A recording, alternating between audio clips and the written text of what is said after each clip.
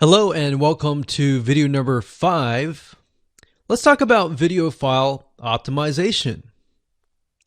Did you know that all files contain data that tells YouTube what your video could be about? Let me show you. Okay, so the way that YouTube gets an idea of what your video is about is by transcribing it. And for the most part, it can usually figure out what your video is all about if you have voice and speaking in it. Now, you can go one step further by adding what we call video file metadata. It's very similar to a website metadata. So for example, if you right click on any website and you click on View Page Source, up at the top, you're going to see a lot of what we call metadata.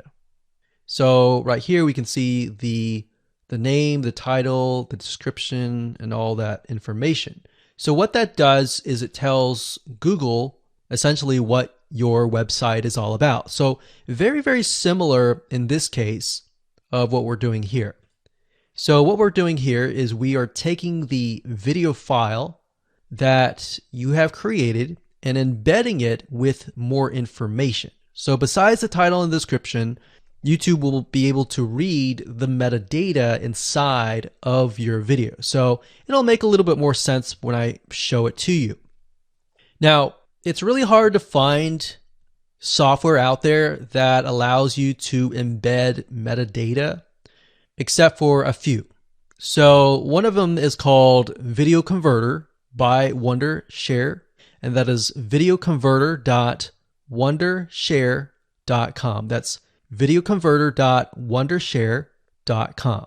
So if you go here and you go ahead and download up at the top, you will be able to embed metadata. In fact, we're going to be using that for this particular video. Now, there are other software out there like the Adobe Bridge software, which allows you to embed the metadata into your video. Now, the reason why I'm using Wondershare is because I feel like it's a lot easier to use. So if you go ahead and download this, we're going to open this here. And what I did was I clicked Add Files and I chose the file. Now, there's a lot of things that you can change about the video, but what we're particularly interested in is this eye icon right here. So click this eye icon, or letter I here, and you're going to see that it says name, language, episode name, actors, director, screenwriter, tagline, and description, and comments.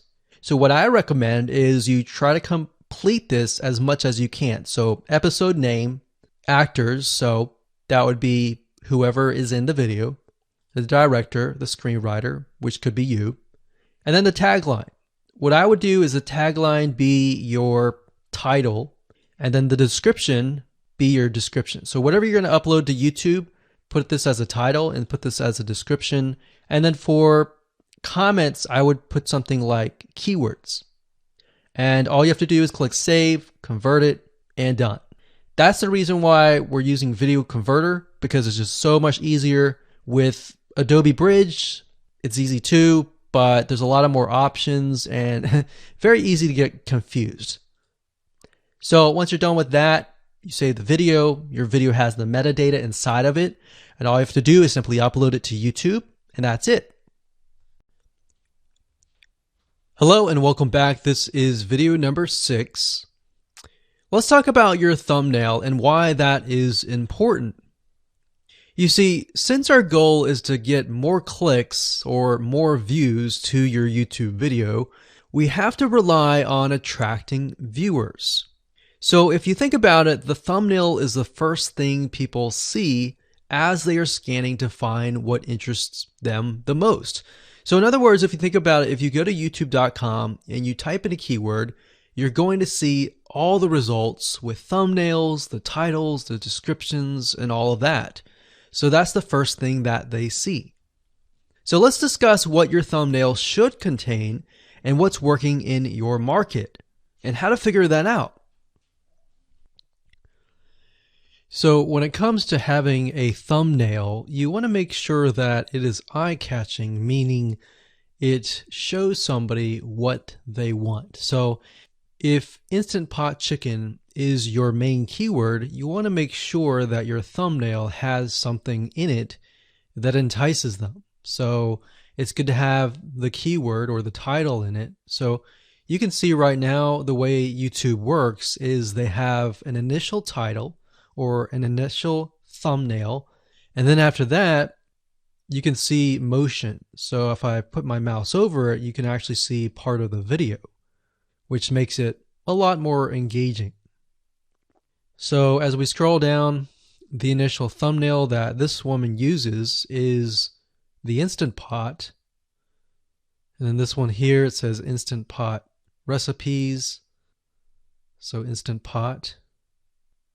So we can see the ones at the top definitely have the Instant Pot in it, or a word that's chicken, or a picture that has chicken in it.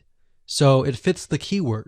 Now, if you're not a professional, thumbnail artist or anything like that, there are different sites that you can use to get these created.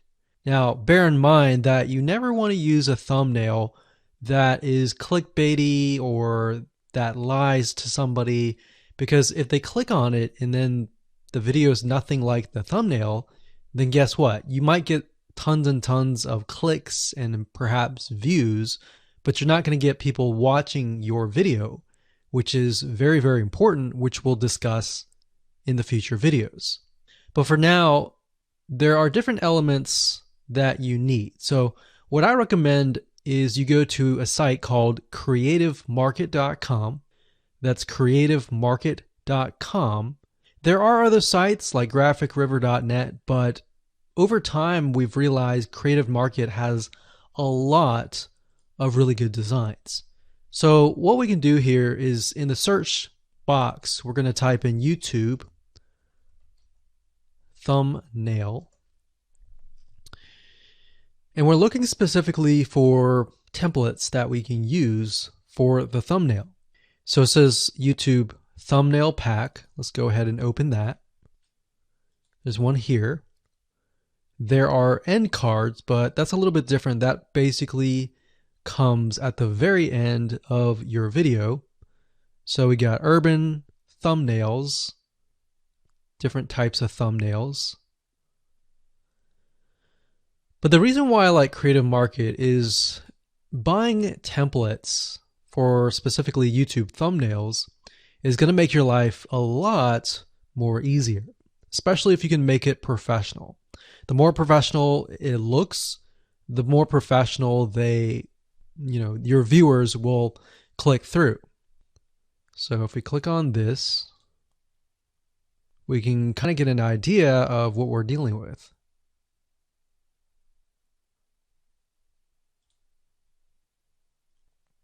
And here's more thumbnails here as well.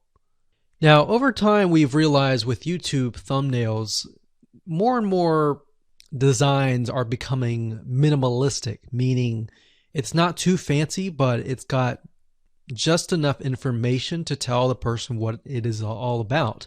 So it could have text, it could have pictures, but you really need to know what your YouTube video is about before you can create your thumbnail. In fact, I recommend that you create your YouTube video first and then you create your thumbnail so that you can make sure that you attract the right person.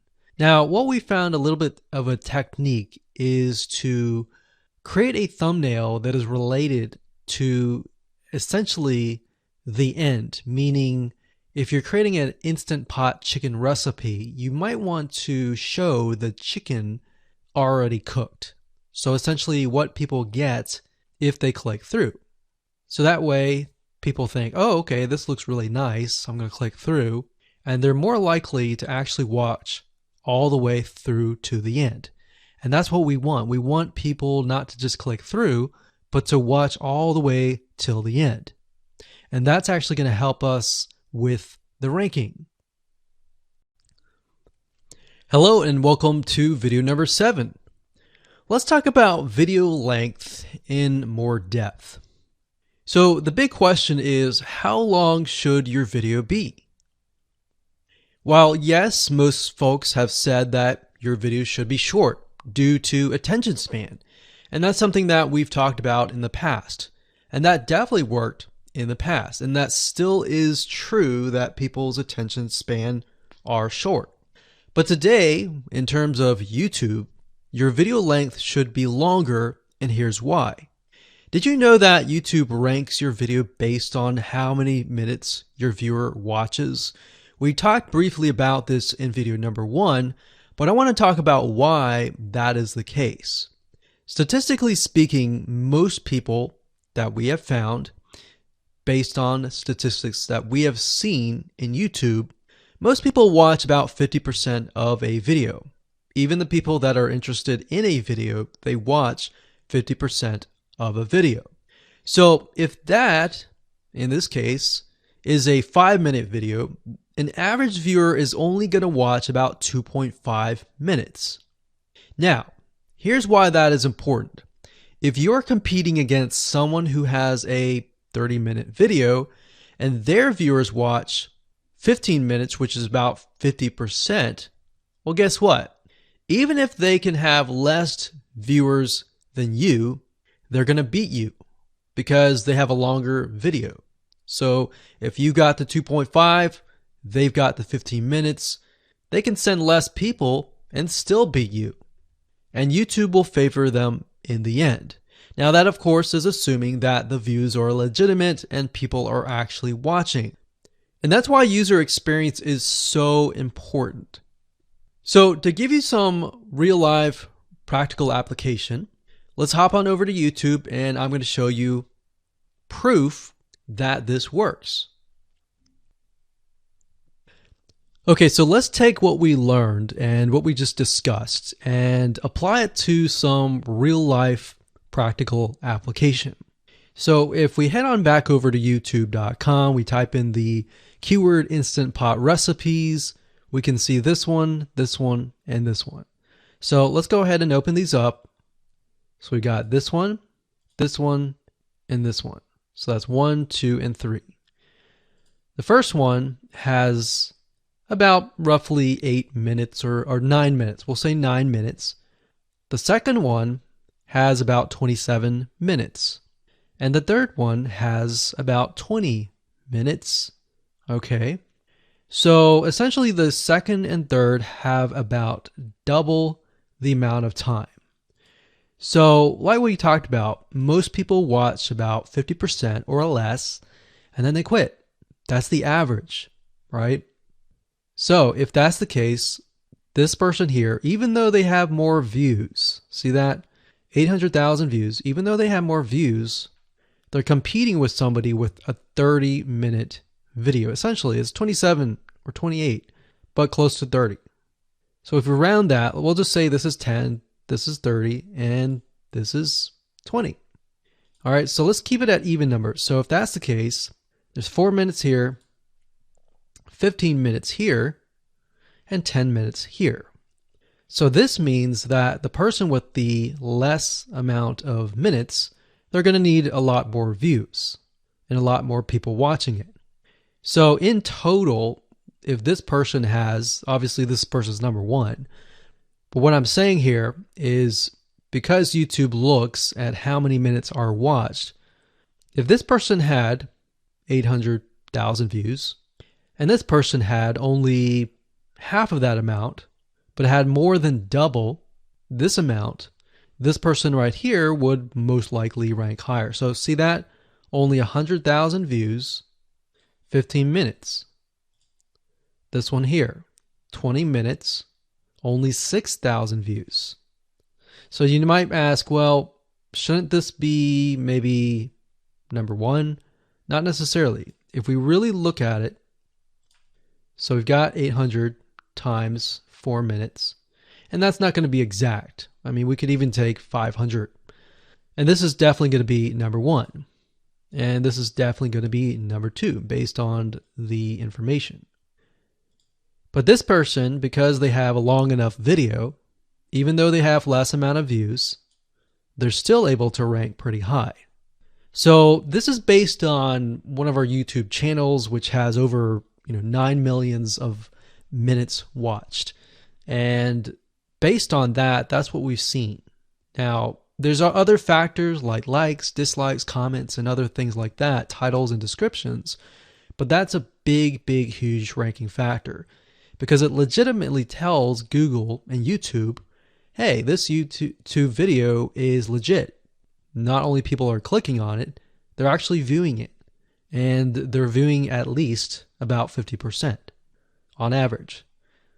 So that's why the video length is important. Now, you don't want to make a long video just to make a long video. You want to make a video that has really good content. And that's the goal. It's not based on spammy backlinks or anything like that. It's based on providing real value. Hello and welcome to video number 8. So just want to say congratulations on reaching the end of this video course. We're going to talk about a secret tip that you can use to outrank your competitors. So we briefly talked about why having a longer video was important, right? So one secret tip that we can give you is that what we have found that works is the following. Longer videos in the sense of live streams, which means you get on YouTube and you talk to people live. You have webinar replays and videos where people expect them to be longer. So in other words, people are expecting these to be longer. If you make a normal video that people expect to be 5 minutes and you make it an hour, then you're not really going to hit that 50%. But when you have a live stream or a webinar replay, usually people typically expect it to be at least 1 hour. So because people expect it to be 1 hour or longer, they expect to take time out of their busy schedule to actually watch your longer video. And what we found is these work really well compared to the average video. So let's discuss what you need to do in terms of software or even web applications that you need to create live streams and webinar replays. So in order to create a YouTube live stream, you're going to need to have a broadcasting software. There are many. You can go to YouTube and type in live stream, how to set it up, and there's a lot of videos on that. But this is one particular one that we have used and that has worked really, really well for us. It's called Open Broadcaster Software, and it's free, best of all. And that is located at obsproject.com. So as you can see here, there is versions for Windows, Mac, and Linux. So it's simply as easy as downloading and you can start streaming. So the reason why you need this software is basically what it does is it connects to the YouTube live stream system. And when you're ready, you click record and you're good to go. Now, I'm not going to go in depth on how to use this product just simply because there are so many different options and so many different ways of using it. Now, like I said, the tip is when outranking your competitors to have longer views. This is good for kind of a face-to-face talking head type long video. Now, if you want to use a camera, you can do that. If you want to do something like screen capture, meaning you're going to show your screen, then you're going to want to use something like GoToWebinar. And you can go to gotomeeting.com/webinar to do that. Another tool that we have used, which as of now, it is free, and who knows, it could change. So GoToWebinar does cost money, but it's a nice way to kind of engage with people. So this is the route that I would go if you are engaging with people. If you're not engaging with people and you're simply doing screen capture, there is a tool called Use Loom. Let me show it to you. So useloom.com. Loom is essentially a Chrome plugin, and what it does is it allows you to record your screen. It's super easy to use. In fact, it's super fast. It's so fast that you can literally start recording, and within seconds when you're done, you'll have the video in hand. And you can download the actual video file to your computer really fast. So those are the three options that I would go to, and really depends on the avenue that you want to take. So like I said, create a longer video, but just don't create any content. Make sure that the content is valuable, because you want to make sure that people watch all the way through. Or if not, watch at least 50%.